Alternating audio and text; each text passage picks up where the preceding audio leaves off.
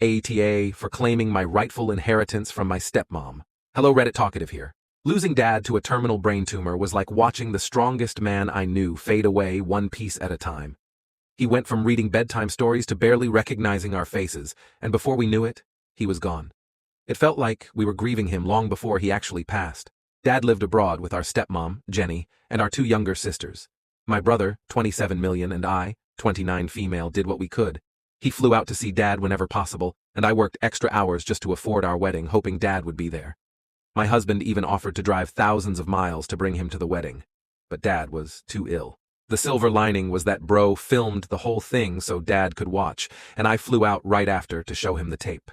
That was the last time I saw him alive. We came together again after Dad's funeral, visiting Jenny and our sisters. Jenny and I had never gotten along, but in the wake of Dad's illness, I thought we had found common ground. Boy, was I wrong. Jenny had always been difficult. Growing up, she constantly belittled our mom and went out of her way to make bro's life miserable. I defended him every time, even though Dad never liked conflict. When she met my now husband, she spent hours telling him I was the problem. I couldn't say anything. I was in a foreign country with no place else to go. Then, out of nowhere, a company contacted me about Dad's will. Jenny had told us that there was no will, and it never crossed my mind to question her getting everything.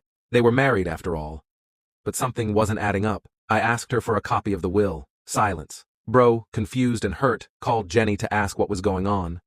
They talked civilly for about 50 minutes before things went sideways. The moment he mentioned the will, Jenny snapped. "Don't you dare try to make a claim! You'll ruin this family! I'll have to get a job!" Wait, what? Jenny hadn't worked since Dad got sick, but it had been over a year since he passed. Our sisters were practically independent, yet she was still refusing to work. My brother and I weren't looking to take anything away from her, but suddenly, she was accusing us of being greedy. She told us that if we claimed anything, we'd be stealing from Dad's memory, as if his illness had only been traumatic for her and our sisters. That stung. That's when things clicked. If Jenny had just been honest and told us she was struggling, we would have helped her. But she lied. She had hidden Dad's will and was clearly hoping we'd never pursue our share. A little digging revealed that, legally, Bro and I were entitled to a portion of Dad's estate, regardless of what the will said. All children were, but now I was torn.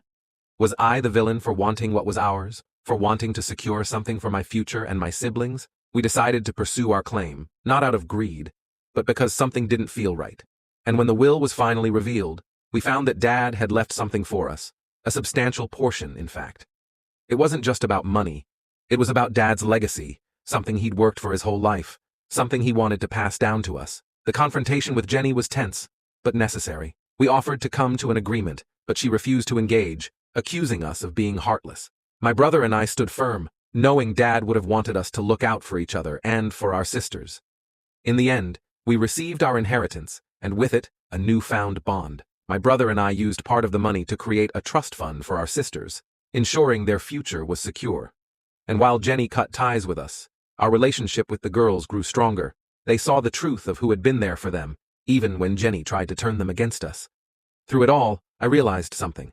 Standing up for what's right doesn't make you selfish. It makes you strong. We honored Dad's legacy, stayed true to our promise to look out for each other, and moved forward knowing that we did the right thing together.